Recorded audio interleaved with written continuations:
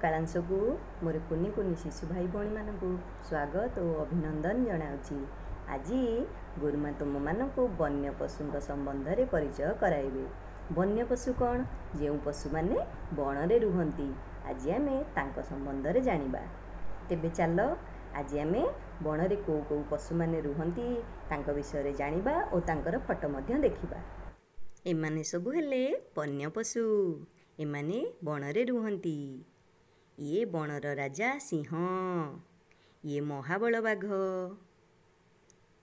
ये चिता बाघ, ये भालू, ये भी गोटे भालू, यांको ना हैला पांडा भालू। ये बिलुआ, बिलुआ बड़ चतुर, ये भी बिलुआ। ये हेले हाथी, जंगल रे बुलुछंती। ये गंडा।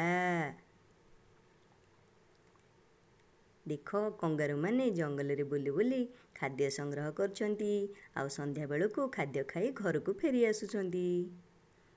ये हेले जिराफ, तांकर केते बड़ बड़ बेक देखिल। सांग होई जंगल रे बुलुछंती, माँ छुआ केमती गेल होछंती।